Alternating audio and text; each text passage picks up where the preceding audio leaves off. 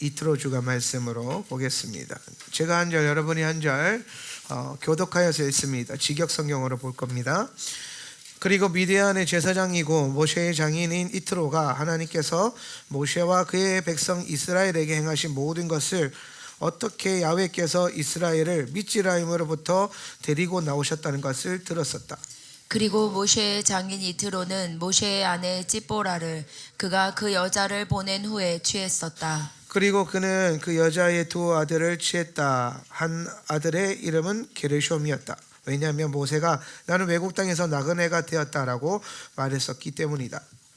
그리고 다른 하나의 이름은 엘리에제르였다. 왜냐하면 모세가 나의 아버지의 하나님은 나를 도우시는 자였다. 그리고 그는 파르오의 칼에서 나를 구출하셨다라고 말했었기 때문이었다.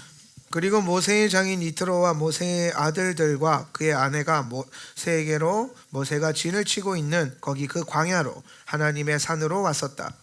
그리고 그가 사람을 통해서 모세에게 말했었다. 나 너의 장인 이트로가 너에게로 왔다.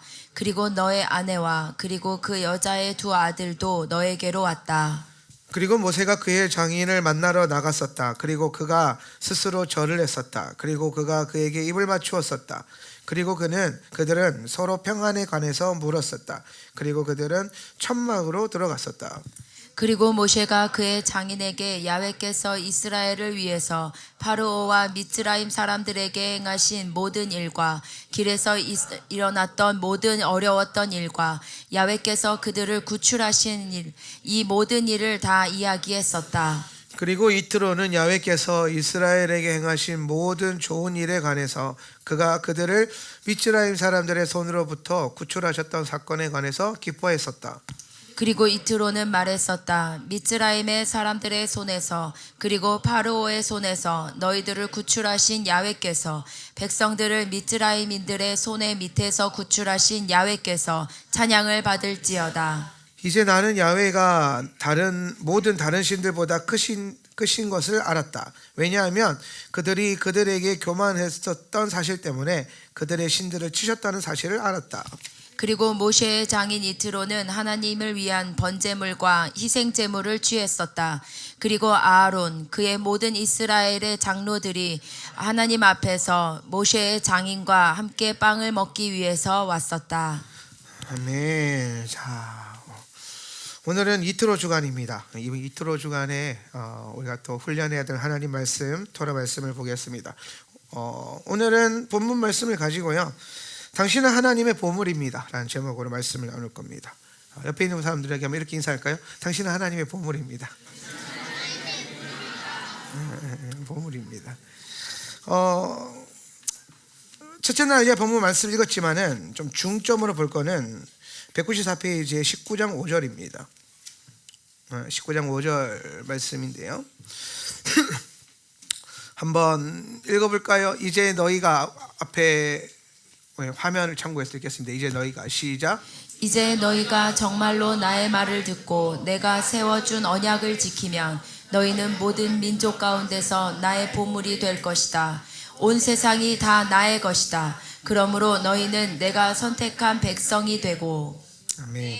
자, 이제 이스라엘 백성들이 좀 이제 중요한 장소에 왔어요. 지금 이번 주간에 도달하는 장소가 시내산입니다. 그래서 이 시내산에서 보통 한 1년 있어요. 1년 동안 있는데 시내산에서 1년 동안 있으면서 뭐 하죠? 그렇죠. 성막을 지어요. 성막을 완성합니다. 성막이 완성이 돼야 뭘 할 수 있냐면은 광야 여정을 걸어갈 수 있어요. 사실 뭐 출애굽부터 시작해서 시내산까지는 광야 여정이라고 보기에는 조금 힘듭니다. 그러니까 진짜 광야로 들어가기 위해서 하나님께서 준비하는 과정 가운데 있는 거예요. 근데 그 준비하는 과정에서 제일 중요한 게 뭐냐면 성막이고, 성막은 예배 시스템을 말하는 거예요. 예배 시스템. 그러면 이제 광야는 훈련하는 장소잖아요. 함께 하나님과 동행하는 장소거든요. 그 광야에서 해야 되는 가장 중요한 훈련이 뭐냐면은 예배에 있다라는 거예요. 하나님을 어떻게 예배할 것인가. 이 전체적인 이제 여러분 흐름을 좀 이해하고 출애굽기 공부가 끝나면 이제 또 레위기 이제 핵심 훈련이죠. 레위기랑 민수기로 넘어갈 거니까 이 흐름을 좀 알고 계시면 좋을 것 같아요. 자, 그래서 시내산에 이제 도착을 했습니다. 시내산에 도착을 했는데, 그럼 이제 시내산에서는 뭘 하냐면은 이스라엘 백성들이 하나님의 뜻 가운데 하나님의 뜻을 이루기 위해서 진행할 수 있도록, 움직일 수 있도록. 그러니까 우리는 다 하나님 뜻대로 움직이고 진행할 수 있어야 되는데, 그게 그냥 갑자기 마음 먹는다고 되는 거 아니라는 거예요. 예. 그래서 우리가 항상 이 훈련이라고 하는 중요한 모드, 이 훈련 모드, 이게 진짜 중요해요. 예. 왜 훈련 모드가 중요하냐면은 훈련되지 않은 사람들은 하나님의 뜻 가운데로 운행할 수가 없어요. 여러분의 삶의 모든 여정들이 사실은 훈련이에요. 예. 제가 이제 우리 교회에서 예배를 드리다 보면 예배도 훈련이거든요. 예배가 잘 드려지려면요 훈련이 잘 돼야 돼요. 예. 예배가 안 드려지는 이유는 예배의 훈련이 안 돼 있기 때문이에요. 예. 어딜 가나 마찬가지야. 우리 하울란 다음 세대들이 예배 드리는 걸 보면 다들 깜짝 놀라잖아요. 주변 사람들 오면은 어떻게 이렇게 예배 드려? 훈련을 하면 돼요. 저절로 될 거라고 생각하니까 10년이 지나도 안 되는 거예요. 20년 지나면 될까요? 안 돼요. 그냥 훈련 안 된 애들이 20대가 되면 저절로 예배자가 돼요? 말도 안 되는 소리예요. 40대가 되면 저절로 예배자가 돼요? 말도 안 되는 소리입니다. 어느 한 타이밍에 예배가 클릭이 되고 예배가 중요해지고 누군가가 와서 여러분에게 예배를 가르치고 예배를 이끌었고 예배를 훈련시켰기 때문에 예배에 능숙해진 거예요. 네, 그죠? 그 능숙하다는 게 너무 중요하잖아요. 하나님이 우리에게 주시는 복을 통하여 주시는 형통함이죠, 그죠? 자, 이 형통함의 뜻이 뭐라 그랬어요? 능숙해지는 거라니까요. 능숙해지는 거. 그러니까 여러분, 우리가 이 세계관을 바꿔야 돼요. 개념을 바꿔야 돼요. 뭐가 좋은 건지 뭐가 안 좋은 건지, 이거를 자꾸 우리가 세상적인 지식과 세계관을 중심으로 해서 좋은 거. 예. 그러니까 예전에 이런 논쟁을 되게 많이 했어요. 그게 뭐냐면 이런 거예요. God or, 많이 들어봤을 텐데 good, 이런 논쟁이 되게 많았거든요. 서구권 교회 안에서, 한국 교회도 마찬가지고. 예. 이게 무슨 말이냐면은 하나님을 선택할래, 좋은 걸 선택할래, 선한 걸 선택할래, 도덕적인 걸 선택할래, 윤리적인 걸 선택할래, 아니면 네가 보기에 좋아 보이는 거 그걸 선택할래. 그런데 이 문장에 가장 중요한 내포된 저 말을 만든 사람이 주고자 하는 메시지는 뭐냐면, 우리 눈에 좋아 보이는 게, 세상이 말하는 선한 게 하나님 안에 있지 않을 수 있어 얘기하는 거예요. 네. 하나님스럽다라는 것, 우리가 성경을 읽으면서 성경을 우리 삶의 지침서로 삼고 성경을 살아가는 이 삶을 살다 보면요, 세상이 말하고 있는, 혹은 내가 기억하고 알고 있는 선하다, 좋다, 윤리적이다 하는 기준이 맞을 때도 있지만 안 맞을 때도 있어요. 예. 심지어 영적으로 더 깊이 들어가면 점점 멀어질 거예요. 예. 영적으로 들어가면. 예. 근데 사람은요 영적인 존재예요. 여러분, 교회는요 세상적으로 탁월해지려고 다니는 게 교회가 아니에요. 그렇죠? 여러분이 이곳에서 세상적인 지식이나 아니면 정치적인 지식이나 아니면 세상 돌아가는 어떤 뭔가를 더 탁월해지기 위해서 교회를 다니는 건 아니에요. 우리는 하나님 앞에서 탁월해지기 위해서, 우리는 하나님스러워지기 위해서, 우리는 하나님의 형상으로 지음받았다는 것을 믿고 창조된 존재, 진화가 아니라, 할렐루야, 믿으십니까? 네. 하나님이 진화를 허락하셨다, 이딴 타협 이론 말고 그냥 하나님이 지으셨다. 네. 그 믿음 위에서 하나님의 성경이 하나님의 말씀인 줄 믿고, 이게 나에게 주어진 가르침이라는 걸 믿고 살아가는 그런 믿음의 동의가 된 여러분들이잖아요. 근데 우리가 그렇게 해서 계속 주님 앞에 나아가다 보면요, 세상이 말하고 있는 좋아 보인다라고 하는 것에서 점점 멀어져요. 굿에서부터 하나님과 하나님스러운 것과 좋아 보이는 것 사이에서 선택해야 될 때가 온다라는 거예요. 예. 엔드가 아니거든요. 5월이에요. 뭐 할 건데 이거래요. 너는 어떤 삶을 살 거야? 얘기하는 거예요. 어떤 삶을 살 거냐.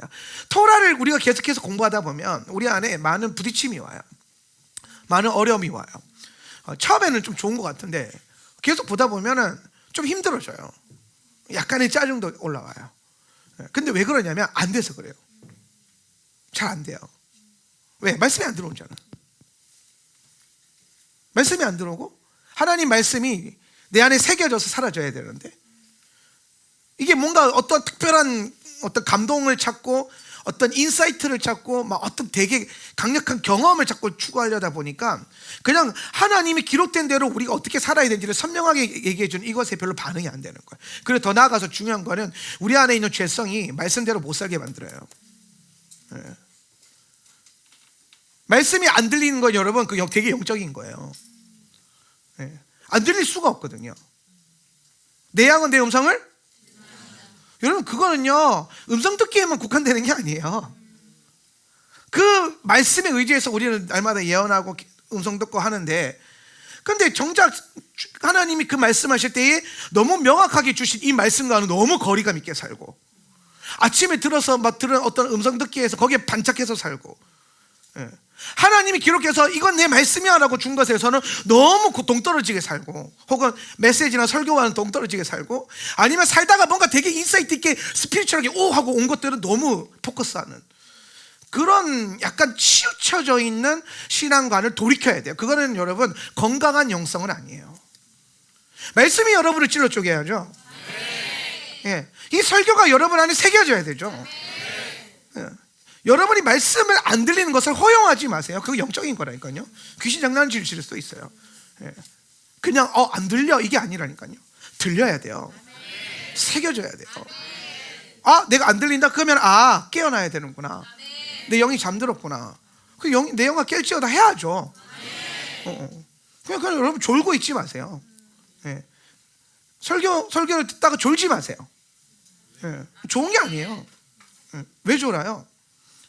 애들은 졸지 말라고 그렇게 하면서, 도대체 어른들은 누가 그래서 천사가 와서 옆구리를 그냥 리버훅으로 천사가 와서 우주의 천사들이 그렇게 움직이기를 기대하면서 이게 이 훈련 모드가 중요해요. 이게 훈련이 안 되면 아무도 예배가 안 돼요. 제가 하울람 예배를 드리면서 우리 요한이가 3살인가 그죠? 3살인가 4살이야 이제? 이제 4살이야? 만 4살. 만 3살. 만 3살. 뭐 3살이나 4살이나 제 눈에는 뭐. 제가 저 친구한테 바라는 거 딱 한 가지예요. 3살이기 때문에 예배 안 드려도 돼요? 그렇죠. 거기에 동의가 되죠. 근데 3살이 뭘 알겠어요. 그죠? 예. 그것도 좀 동의가 되잖아요. 예. 제가 그때 5살 이하는 진짜 모를 수 있어요. 예. 그런데 5살 이하이기 때문에 아무것도 안 해도 되냐? 자기 마음대로 해도 되냐? 아니에요. 예. 옆에서 사모님이 얼마나 애쓰는지 아세요? 막 앞에 봐, 정신 차려, 앞에 봐. 그러니까 우리는 저 친구가 말씀을 잘 깨닫고 이해하고 뭐 이런 걸 막 찬양할 때 막 손 들고 하면 좋겠지만, 그걸 넘어서서 제가 원하는 딱 하나의 훈련이 있어요. 그게 뭐냐면 예배는 서서 드리는 거야. 적어도 하울람 예배는, 그렇죠? 몸이 불편하지 않는 이상 우리는 서서 예배 드린다. 그죠? 서서 예배해야 되는 수많은 성경 구조들 제가 가르쳐 드렸잖아요. 우리는 서서 예배 드려요. 이게 우리의 예배 문화죠. 그 아이에게 그걸 가르쳐 주는 거예요. 네가 그 인지는 떨어질 수 있는데 설 수는 있잖아. 주님이 튼튼한 2 다리를 주셨으니까. 그리고 예배 때 가끔 우리 아이들이요 이렇게 앞에 보다가 재미없으니까 이렇게 뒤돌거든요. 그래서 의자에 기대서 놀아요. 그럼 적어도 예배 2시간 동안 네가 해야 될 거는 서고 앞을 보는 거야. 그것만 해도 돼. 예배 끝나고 뭐 설교 노트 얼마나 잘 썼냐 이거 확인 안 해요. 3살한테 뭘 그런 거 확인하겠어요. 네. 그런 게 중요한 게 아니에요. 근데 저 친구에겐 저 친구의 훈련이 있는 게 뭐냐? 서고 앞을 바라보는 거예요. 요셉이는 이제 서는 거예요. 이제 아빠 안 봐도 돼요. 요셉이는 이제 서는 거예요. 이제 2살이니까 다. 그럼 우리 우리 깐단 애기들은 뭐요? 예배당에 나오는 것도 훈련이겠죠. 네. 나오는 것도 나름대로 훈련인 거예요. 근데 그런 훈련들이 자라면서 점점점 쌓여서 예배자로서 능숙해지는 거예요. 네. 여러분, 어느 날 갑자기 성령이 임하셔서 말씀이 확 들리지 않습니다. 어느 날 갑자기 토라가 깨달아지지 않아요. 여러분이 가만히 앉아서 시간을 보낸다고 해서 토라가 깨달아지는 게 아니에요. 하울라 세터 철제를 1년, 2년, 3년, 4년 다닌다고 말씀이 저절로 깨달아지지 않아요. 여러분, 왜 저희 교회에서 날마다 알리야 하세요? 토라 읽으세요. 그리고 목사님 설교 10번 들으세요. 할렐루야. 제발 좀 10번 들으세요. 제가 이거 준비하는데 몇 시간 걸려서 준비하냐면 20시간 드려요. 보통 주일 설교는 20시간 드리고 금요일 설교는 10시간 드리거든요. 그럼 여러분 설교 한 편에 1시간이잖아요. 20시간 준비했다니까요. 그럼 몇 번 들어야 돼요? 20분 들어야 돼요. 예. 근데 내가 10번이라 50% 할인해 드립니다. 내가 이렇게 내가 이렇게 부드러운 사람이야. 어디 가서 이런 목사 없어요. 50%를 바깥까지 이런 목사 잘 없습니다. 근데 훈련 모드로 사는 게 참 중요하다. 그래야 하나님께서 하시는 일들이 우리 삶가운데 드러나요.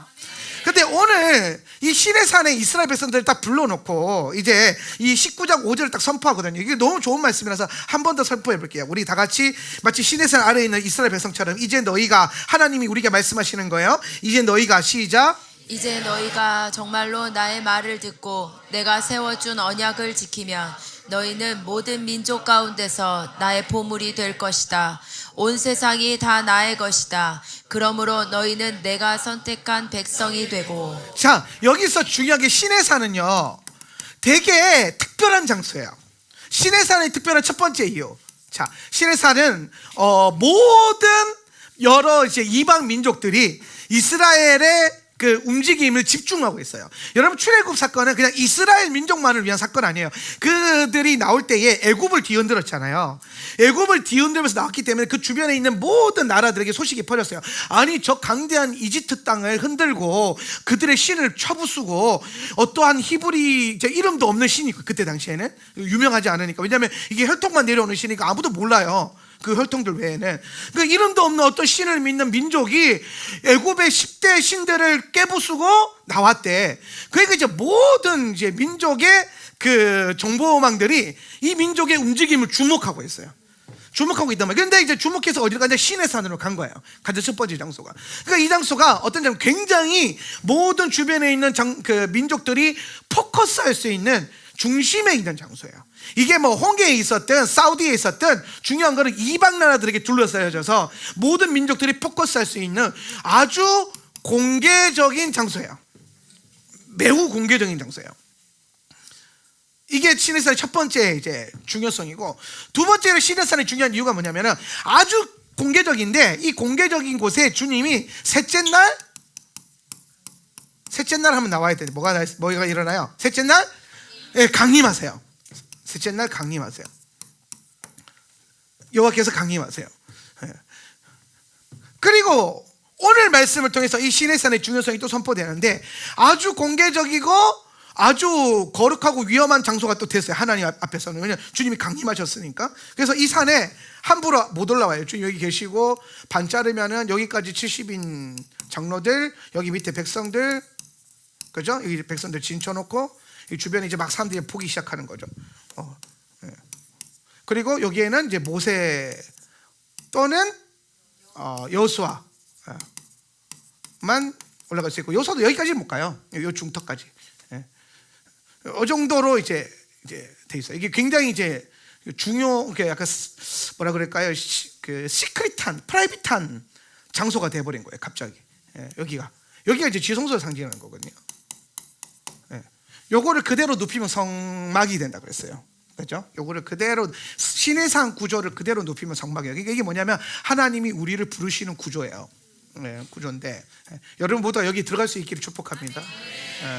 그런데 이러면서 이제 뭘 하냐면은 여기 이 아주 공개적이고 아주 거룩한 장소인데 또 아주 은밀한 장소로 됐어요. 은밀한 장소. 그러니까 이게 되게 재밌는 거예요. 다 보고 있는데 은밀한 이런 느낌이에요. 그러니까 이스라엘 백성들을 모든 민족이 보는 그 공개적인 산으로 딱 데리고 왔어요. 그럼 사람들이 막 와 보잖아요. 근데 갑자기 하나님이 내려오셔가지고 이스라엘 백성들한테 귓속말하기 시작하는 거예요. 이런 느낌이에요. 그리고 그 귓속말의 시작점이 19장 5절이에요. 그러니까 이 말씀은 여러분, 이제 내가 너희가 정말로 나의 말을 듣고 내가 세워준 언약을 지키면 너희는 모든 민족 가운데서 나의 보물이 될 거야. 내 소유가 될 거야. 그러니까 소유된 보물이거든요. 그냥 보물이 아니라 하나님께 소유된 보물이에요. 그러니까 하나님께 너무 예쁜 보물이에요. 하나님의 보물이 될 거야. 그러므로 너희는 내가 선택한 백성이 될 거야. 이 얘기가 마치 시내산을 위해서 막 모세가 온 백성을 향해서 막 온 민족에게 들으라고 외치는 것처럼 보일 수 있잖아요. 시내산이니까. 근데 그런 느낌이 아니라 이게 뭐냐면은 아주 은밀하게 말씀하는 거예요. 겉으로 보기에는 이스라엘 모든 백성들에게 하나님이 이렇게 너희를 보물처럼 여기길 원한다고 선포하지만은 그 안에 있는 메시지의 내용으로 보면은 그게 매우 은밀하고 개인적인 거예요. 예, 공개적인 게 아니에요. 예. 그래서 그 공개적이지 않고 은밀한 그 뉘앙스를 풍기는 단어가 하나 있는데 그게 뭐냐면은 보물이라는 단어예요. 보물. 이게 중요한데 오늘 설교에서 보물이라는 단어인데 새 번역에서 보물이라고 번역했고 개역 개정에서는 소유라고 이렇게 했어요. 이게 뭐냐면 히브리어로는 세굴라라고 해요. 세굴라 써놓으세요. 세굴라인데 자, 세굴라는 어떤 뜻이냐면은 개인적인 소유예요. 그러니까 개인적인 소유. 이게 다른 사람들한테는 별로 그렇게 중요하지 않을 수 있는데 나에게는 되게 중요한 거 있잖아요. 그러니까 하나님이 뭐냐면은 모든 열방 가운데 열방에 수많은 사람이 많잖아요. 우리가 그런 얘기 많이 하잖아요. 허다 민족 가운데 왜 이스라엘 민족을 선택하셨는가 이런 얘기를 되게 많이 하잖아요. 왜 아브라함을 선택하셨는가. 근데 그게 뭐냐면 하나님의 세굴라예요.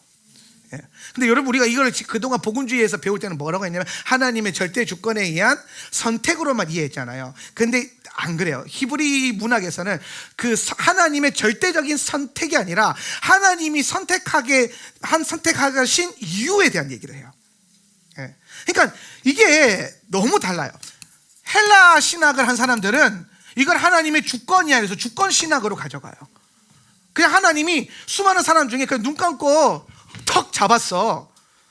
근데 로마서 말씀 딱 갖다 붙이면서 그러니까 또 어차피 토기장이가 이 용도로 만들지 저 용도로 만들지는 토기장이 마음이니까 누구를 선택할지는 주님 마음이야. 그러면서 약간 이 예정론과 선택론이 어떤 면에서는 우리에게 좀 클리어하게 이해되지 않는 그런 단계에 있었거든요. 근데 그럴 수밖에 없는 게 구약은 히브리 문학이잖아요. 신약 성경은 헬라 문학이 맞아요. 왜냐면 헬라어로 기록이 됐으니까. 근데 히브리인들의 사고 구조에서 헬라어로 번역이 된 거예요. 그래서 이게 사실 신약 성경은 좀 많이 공부를 해야 돼요. 이거 표면적으로 읽어도 이해도 잘 안 되고 여러분 생각보다 구약 성경이 더 쉬워요. 통독해 보면 구약은 선명해요. 약간의 여러분이 갖고 있는 여러분이 생각하는 세상적인 굿의 관점만 없어지면 진짜 말 그대로 하나님을 히브리 가치관으로만 섬기며 고대 근동의 사람처럼 섬기며 되게 클리어해요. 할 것과 안 할 것이 되게 클리어해져요. 해야 될 것과 하지 말아야 될 것이 되게 선명해져요. 근데 이상하게 복음서로 넘어가면 이게 헷갈려요. 이게 그래서 하라는 거야 말라는 거야 하지 말라는 거야 죽이라는 거야 살리라는 거야 말하면서 이게 막 꼬여요. 근데 왜 이게 꼬이냐면은 히브리 사상을 헬라어로 번역을 해버리니까 꼬이는 거예요. 그러니까 신약 성경을 기록된 그대로 이해하기 시작하면 반드시 말씀에 있어서 꼬이는 게 와요. 꼬여요. 그래서 여러분이 뭐부터 탄탄하게 공부해야 되냐면 토라부터 탄탄하게 공부해야 돼요. 정말 토라를 탄탄하게 공부하고 나면은 뭐가 보이냐?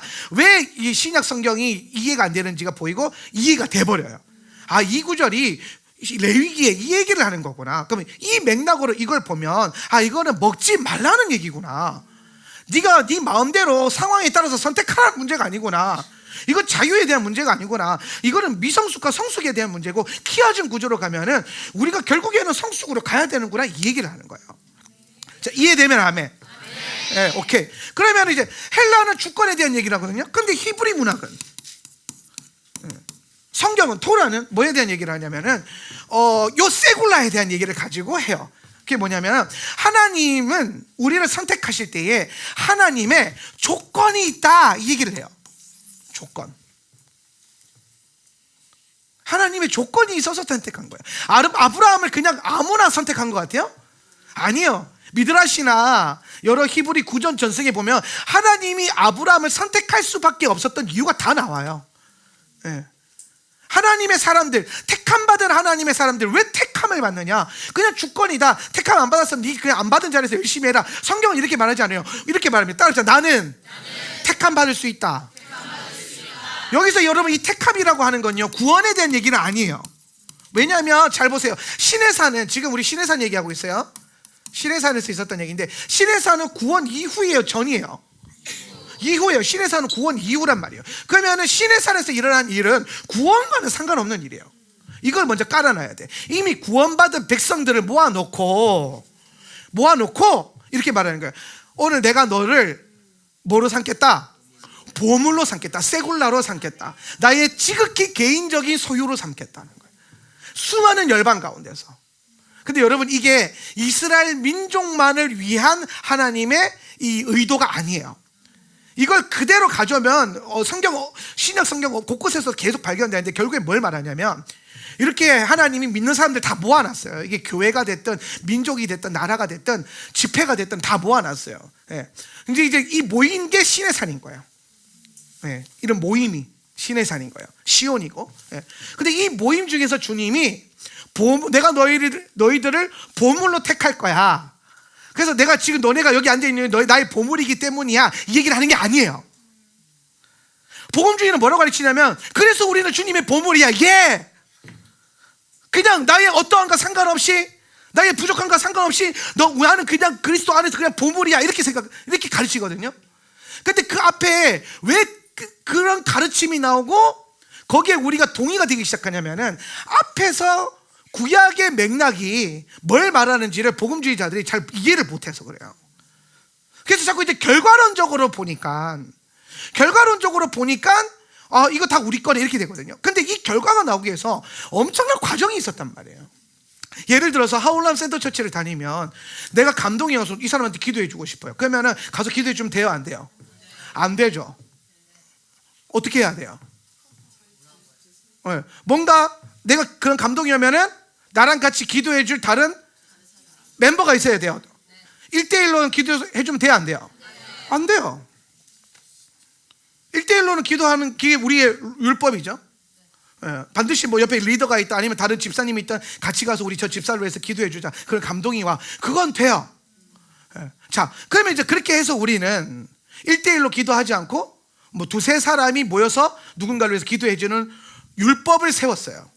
자, 그럼 이제 그 율법을 이제 교회 처음 들어오면은 그게 우리 율법이에요. 그러면은 이제 사람들 안에 뭐가 올라오냐면은, 나는 그동안 감동하면 가서 그냥 해줬는데 왜 못하게 해요? 왜 하울라면 나를 못하게 해요? 왜 이렇게 제한이 많아요? 못하게 하는 게 많아요? 나는 그동안 많이 했는데, 그래도 아무 문제 없었는데. 예. 그러니까 지금 못하게 하는 결과만 놓고 왜 이런 율법이 생겼는지에 대한 이해가 없으니까 여기에 순종이 돼요, 안 돼요? 그리고 중요한 거는 이 과정에 대한 이해가 없으니까 두세 사람이 가서 기도하지만 자기 안에는 그게 선명하지 않은 거예요. 왜 그렇게 해야 되는지. 그러니까 사울처럼 혹은 믿음에서 떨어져 나간 어떤 사람들처럼 어떤 틈이나 미혹이 오면 쉽게 그걸 놓아버리는 거예요. 저거 하나 좀 먹어도 되지 않나? 아말렉을 다 죽이래.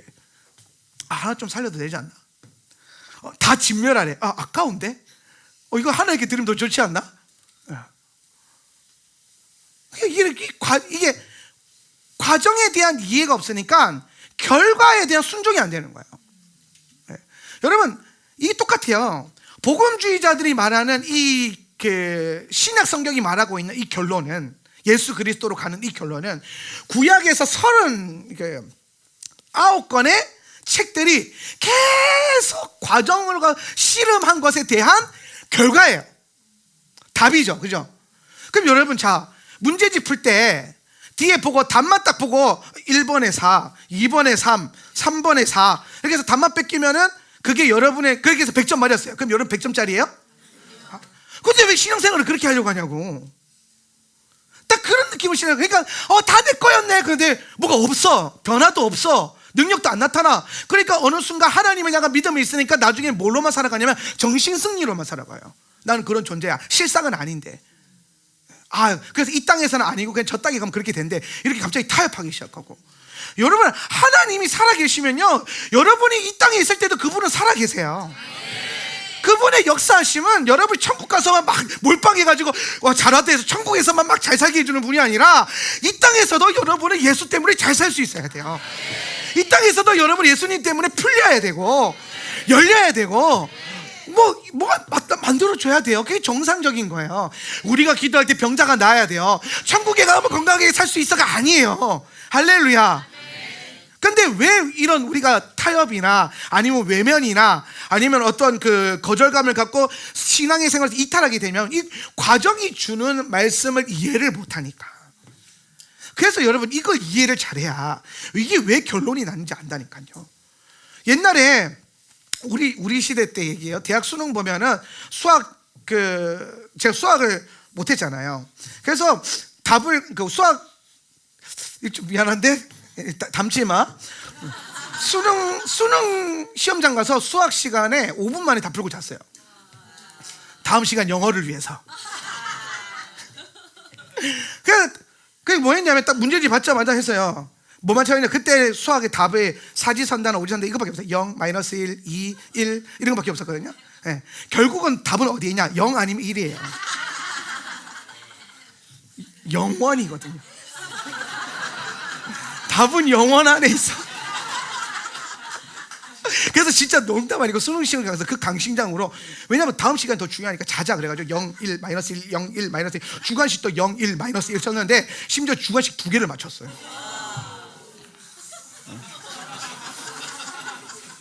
여러분 객관식 엄청 많이 맞췄어요. 내 친구를 열심히 풀었는데 막 20점 이하가 수두룩했거든요. 저는 20점이 넘었어요. 네. 엄청나죠? 5분 만에. 근데 그게 제 실력이에요? 와, 수능 점수 보고 야, 목사님 수학 잘하나 보다. 막 절반은 맞췄네. 그때 한 절반까지는 아니고 절반 약간 밑으로 맞췄는데 그게 제 실력이냐고요. 답만 적었는데 과정이 없는데 그게 내 실력이 아니잖아요. 자, 그리스도께서 행하신 모든 것, 그분이 행하신 것에 대한 결과만 갖고 살지 마세요.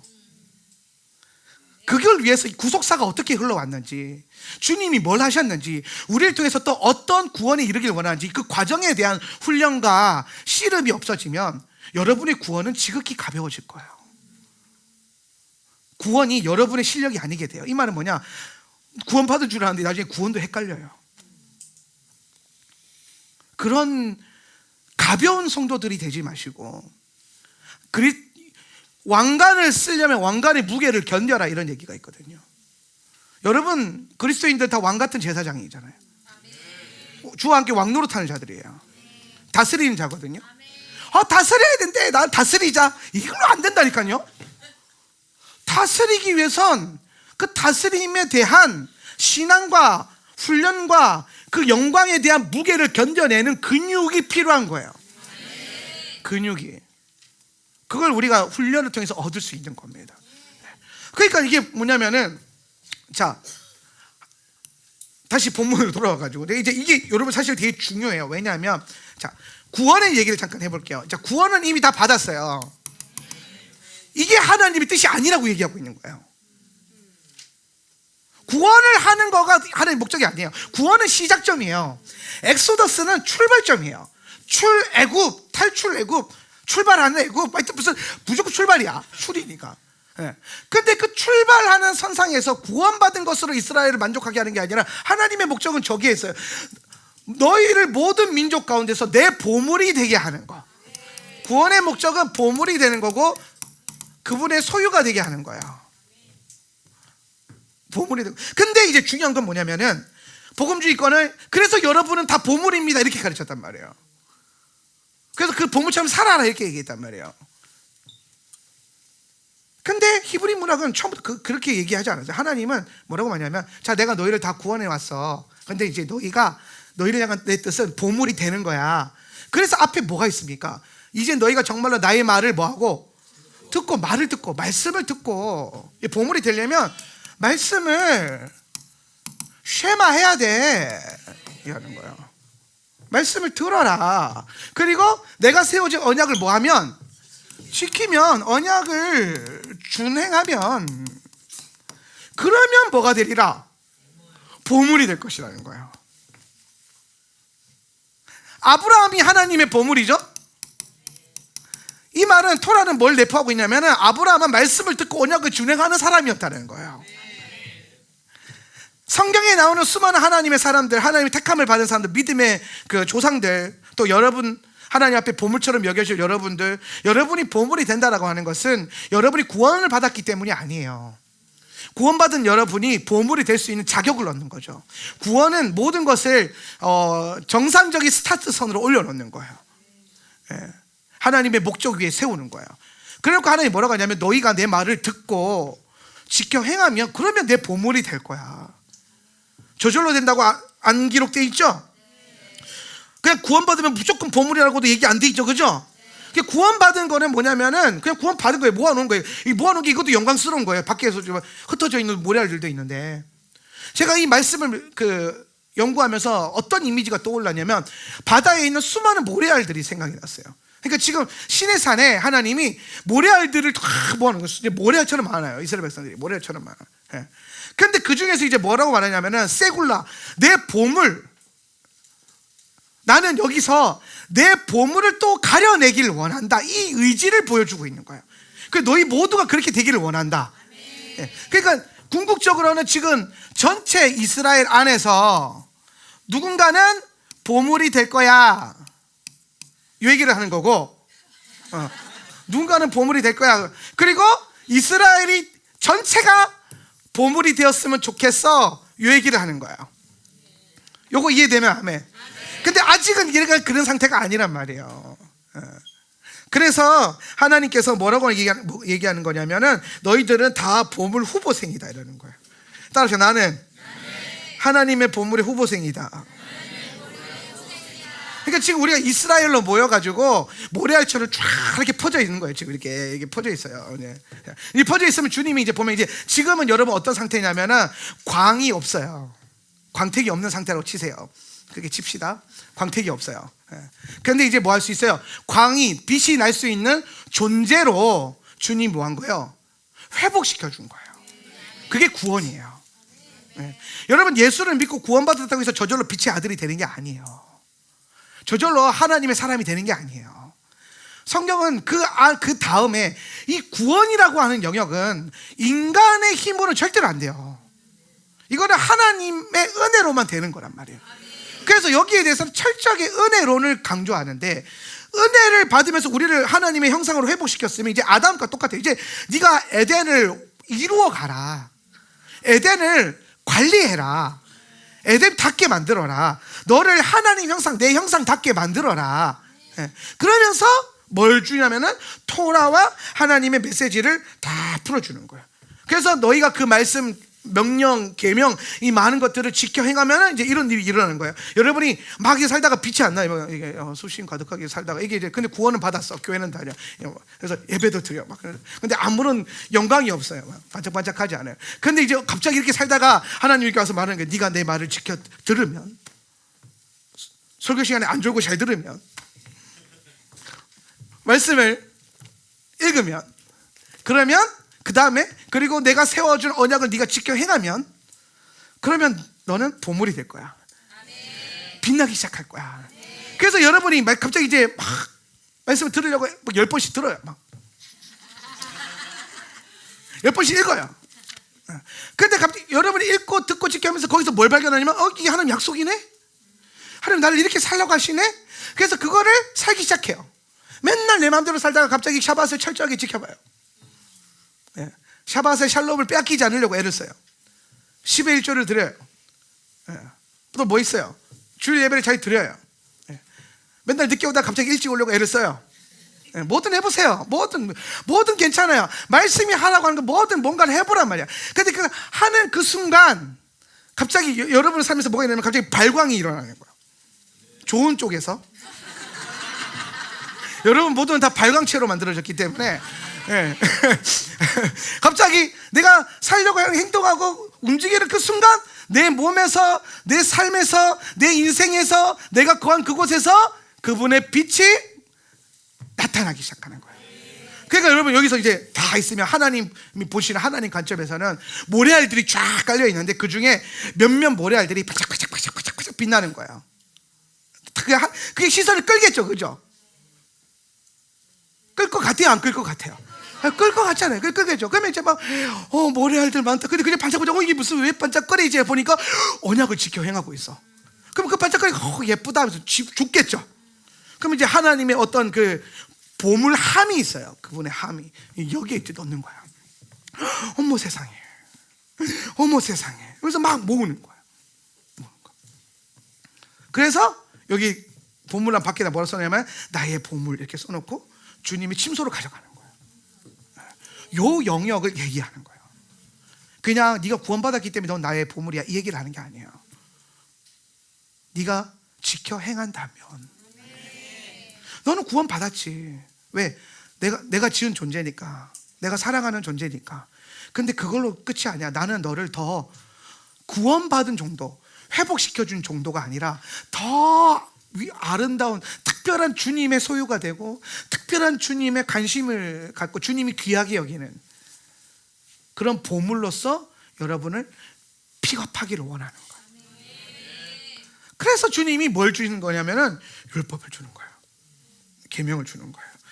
시편 119편 5절에 105절에 이런 말씀이 있어요. 주의 말씀은 시작. 주님의 말씀은 내 발의 등불이요 내 길의 빛입니다. 아멘. 하나님의 말씀, 여기서 말씀은 토라죠. 주의 토라는 내 발의 등불이요 내 길의 빛이다. 빛이에요. 토라가 빛이에요. 근데 여러분 성경을 우리가 계속 읽다 보면 그런 생각을 많이 해요. 너무 많아요. 그죠? 율법도 너무 많아요. 해야 될 게 너무 많고 읽어야 될 게 너무 많아요. 율법을 공부하다 보면 어떤 분들이 율법에 눌려요.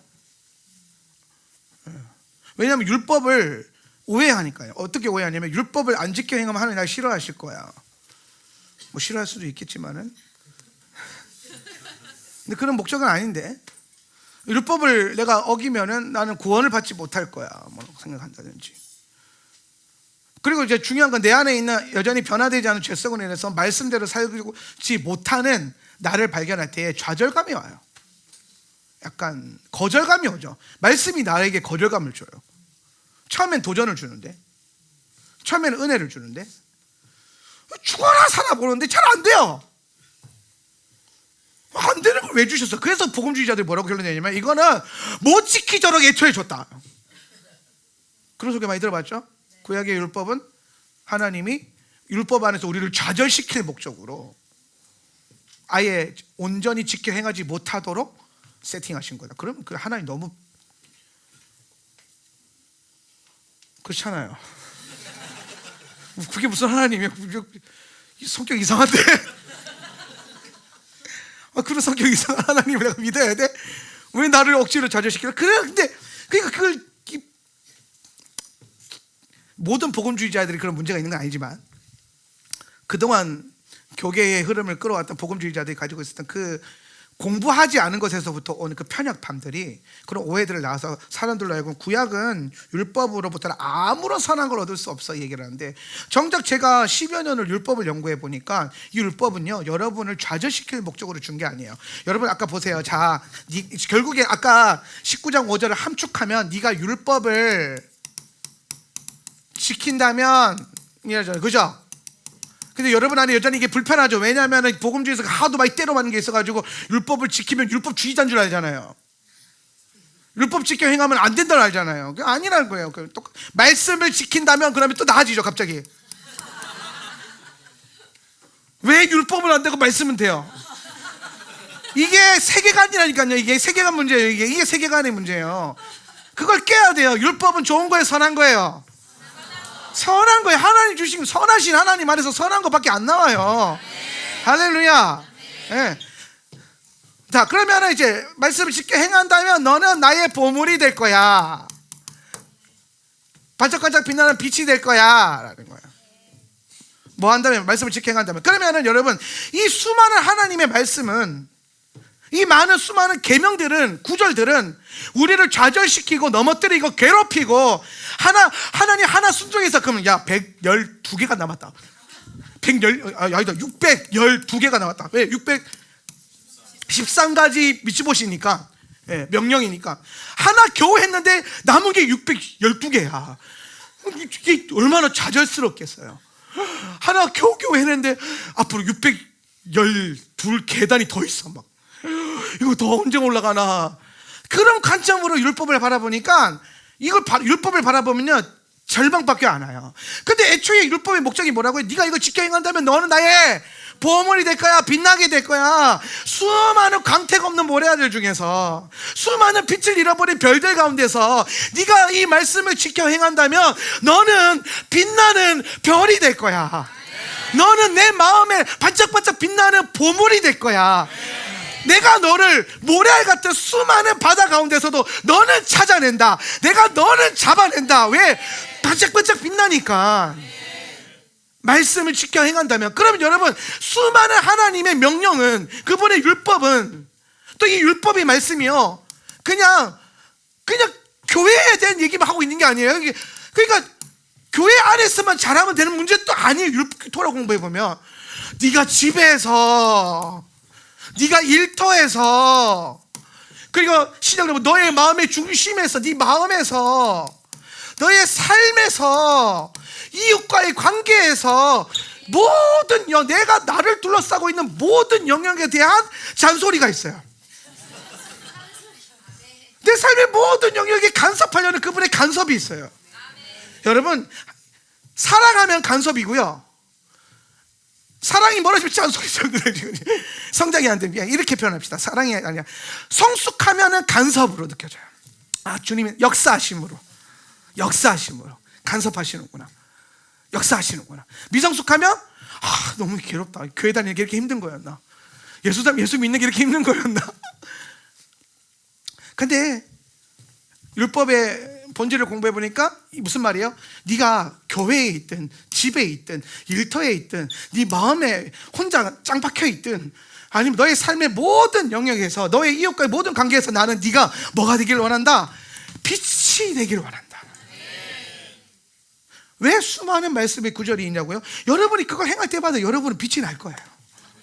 여러분 보물처럼 반짝반짝 빛날 거예요. 하나님은 여러분이 모든 영역에서 빛나는 존재가 되기를 원해요.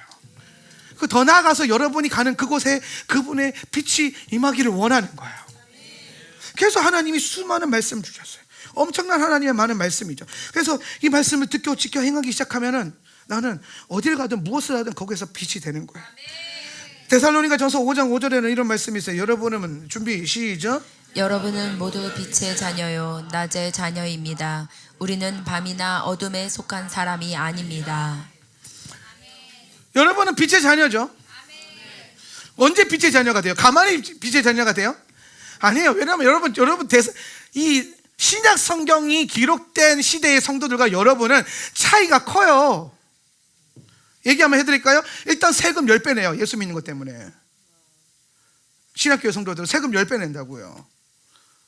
여기서 여러분 나라에서 갑자기 종교 탄압해가지고 교회 다니는 것들, 특히 하울란 다니는 것들 내가 세금 10배를 드린다 그러면은 이 중에서 과연 몇 명이 남을 것인가? 저 시대 때 성도들요, 신앙 고백 잘못하면 걸리면요 죽어요. 온갖 그 좋은 권리를 다 박탈당해요. 그럼에도 불구하고 하나님 말씀을 따라 행하겠다고, 예수님을 주로 섬기겠다고 입으로 시인하고 삶으로 시인하면서 온 성도들이에요. 이게 삶의 행위가 달라요. 수준이 같은 급으로 보면 안 돼요. 그러니까 여러분이 뭐만 한다면 아니라고 이미 한 사람들이니까 그 한 사람들을 향해서 이렇게 말하는 거예요. 여러분은 다 빛입니다. 와, 빛입니다. 우리는 이제 빛이 될 수 있습니다. 이렇게 느껴야 돼요. 왜냐하면 우리는 같은 상태가 아니니까. 근데 여러분 잘 보세요. 저 말씀이 의도한 말은 또 그것만이 아니에요. 여러분은 모두 빛의 자녀요 낮의 자녀입니다. 우리는 더 이상 밤이나 어둠에 속한 자가 아닙니다. 이 말은 뭐냐면 여러분이 하나님의 말씀을, 주의 토라를 지켜 행한다면 여러분은 빛이 되겠죠. 그죠? 빛의 자녀가 되겠죠. 근데 여러분 주변에, 여러분 삶에 많은 어둠들이 있을 거란 말이에요. 어둠이 와서 여러분에게 참소해요. 너 그때 죄 지었잖아. 너 그때 상처 받았잖아. 너 그때 문제 있잖아. 여전히 너의 삶에 이게 문제가 있는데 하면서 엄청나게 많은 원수의 참소, 어둠의 참소, 어둠이 스물 기어 들어오려고 계속 녹화할 거예요. 문을 열어라. 이게 극성스럽게 녹화하겠죠. 엄청나게 참소하겠죠. 여러분이 주저앉아야 되는 이유, 여러분이 말씀을 지켜 행하지 않아도 되는 이유, 여러분이 예수님을 향해서 뭔가 더 열심히 하지 않아도 되는 이유, 여러분의 삶의 방향을 주를 향해 들여지지 않아도 되는 수많은 이유를 갖다 대면서 어둠이 친구 먹자고 다가오겠죠. 심지어 여러분 안에 있는 상처나 죄나 연약함이나 심지어 지금 일어나고 있는 팩트라고 하는 그 문제들을 가지고 봐. 너 이렇게 살았잖아. 너 이런 죄인이잖아. 너 이런 어둠이잖아. 너는 이런 상처가 있잖아. 그런데 네가 무슨 빛의 자녀야 라고 엄청나게 많은 참소가 쏟아질 수도 있어요. 근데 여러분 중요한 건 뭐냐면 그 수많은 나를 둘러싸고 있는 어둠이 나를 참소하고 나를 삼키려 다가온다 할지라도 여러분이 그냥 말씀을 묵묵히 지켜 행한다면, 언약을 지켜 행하기 시작한다면, 그냥 여러분 성경은 뭐라고 하냐면 여러분은 모두 빛의 자녀라는 거예요. 죄를 안 지었기 때문에 빛의 자녀가 아니라, 삶의 저주에 묶임이 없기 때문에 빛의 자녀가 아니라, 아니면 뭔가 대단한 축복을 받아서 빛의 자녀가 아니라, 말씀을 지켜 행하기 때문에, 말씀을 듣고, 첫 번째는 듣고요. 쉐마, 들려야 돼요. 그래서 듣는 게 중요해요. 들려야 돼요. 말씀이 여러분에게 들리기를 축복합니다. 성경이 여러분에게 감미롭게 읽혀지기를 축복합니다. 언젠가 한번 우리도 이런 고백해봐야 되지 않겠어요? 맛있다. 와, 맛있다. 밥 먹어라. 근데 아니, 나 맛있는 거 먹고 있어요. 아, 맛있다. 옛날에 짐에서 운동하던 사람들이 그런 유행한 적이 있어요. 밥에 하나 들어올 때마다 맛있다, 맛있다 그래. 왜냐면은 안 먹어서 배고픈 상태에서, 근데 이거 한번 들어올 때마다 이게 먹는 걸로 이제 바꾸는 거지. 그런 존재가 돼가는 거니까 가치를 치환하는 거예요. 먹는 즐거움이 아니라 아령을 한 번 더 들어올리는 이거를 맛있는 걸로 표현하는 거예요. 힘들다가 아니라 힘들어 죽겠는데 이걸 왜 해야 되게 아니라, 아, 맛있다. 파스타, 치킨, 햄버거 막 이런 느낌으로. 그 똑같아요. 여러분이 하나님 말씀을 들고 언젠가 우리는 이 경지로 들어가야 돼요. 파스타, 맨 맛있다. 마카롱, 달교 오묘한 그 말씀.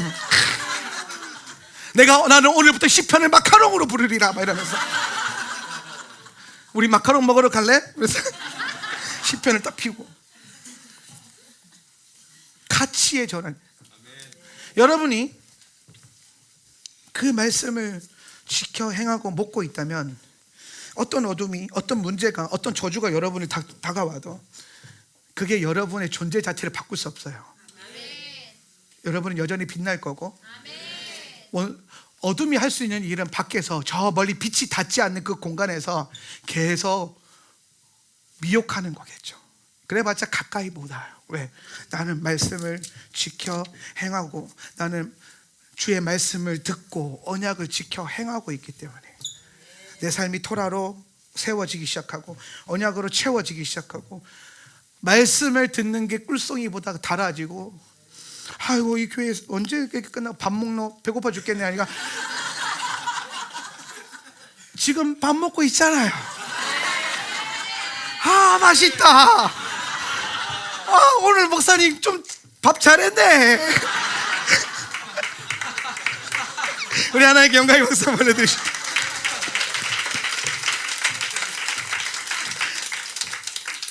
그렇게 살아야 우리가 주님의 보물로서 픽업되고 모아지고 그렇게 칭함을 받는 은혜가 여러분 가운데 나타날 거예요. 말씀을 듣기 시작한다면, 지켜 행하기 시작한다면 주님은 여러분을 보물처럼 여길 겁니다. 우리 다 같이 자리에서 일어나셔서 출애굽기 19장 5절 한번 선포하면서 한 번 더 기도하기를 원합니다. 출애굽기 15장 5절 말씀, 이제 너희가 다 같이 준비하시고 일어나셔서 이 말씀이 여러분에게 비전이 되고 여러분 삶에 있는 모든 어둠을 몰아내는, 여러분을 빛의 자녀로 만드는 특별한 언약이 될 줄 믿습니다. 이제 너희가, 준비 시작. 이제 너희가 정말로 나의 말을 듣고 내가 세워준 언약을 지키면 너희는 모든 민족 가운데서 나의 보물이 될 것이다. 온 세상이 다 나의 것이다. 그러므로 너희는 내가 선택한 백성이 되고. 아멘. 여러분, 하나님은 지금 저 말씀이 되게 중요한데, 온 세상이 다 나의 것이다. 이 말은 뭐냐면 다 주님의 것인데 다 주님의 소유라는 거예요. 여러분이 그렇게 안 하면 뭐 주님의 소유가 아니다 이 얘기가 아니라, 우리는 처음부터 주님의 소유로 출발을 하는 거예요.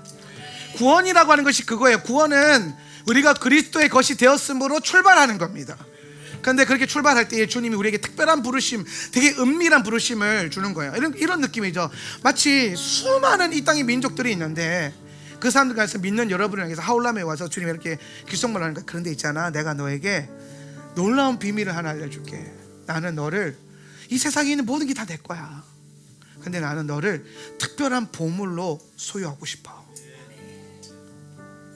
주님의 원함이죠. 근데 여러분, 우리가 보물이기 때문에 보물로 피게 되는 게 아니라, 그러니까 나는 너를 특별한 보물로 소유하고 싶다는 거예요. 이게 우리가 보물이 돼야 돼요. 우리는 다 보물 후보생이고 보물이 될 거예요. 근데 그냥 되는 건 아니에요. 가만히 있어서 되는 게 아니에요. 나의 말을 듣고 내가 세워진 언약을 지킨다면, 하나님의 말씀이 2000년 전이나 3500년 전이나 태초나 지금이나 상관없이 이게 나를 향한 주님의 말씀인 줄 믿고 듣고 행한다면, 그러면 우리는 주님의 보물이 될 거예요. 주님이 이 은밀한 부르심을 여러분에게 주시는 거예요. 우리 시간 다 같이 한번 말씀 생각하면서 기도할 때에 오늘 우리 안에 하나님의 말씀이 들리는 은혜의 역사들이 있게 하여 주십시오. 말씀이 깨달아지게 하여 주십시오. 말씀이 달고 오묘해지게 하여 주십시오. 그리고 더 나아가서 그 말씀 안에 있는 주님의 언약과 주님이 주신 명령과 계명을 지켜 행할 때에 오늘 그것을 행할 수 있는 능력과 또 그것을 행할 수 있는 힘을 우리 주 성령께서 주실 줄 믿습니다. 성령님 오셔서 내게 말씀대로 살 수 있는 능력과 힘을 더하여 주시옵소서. 나를 도와주시옵소서. 오늘 우리 안에 결단하며 간구하며 다같이 한번 기도합니다. 주여,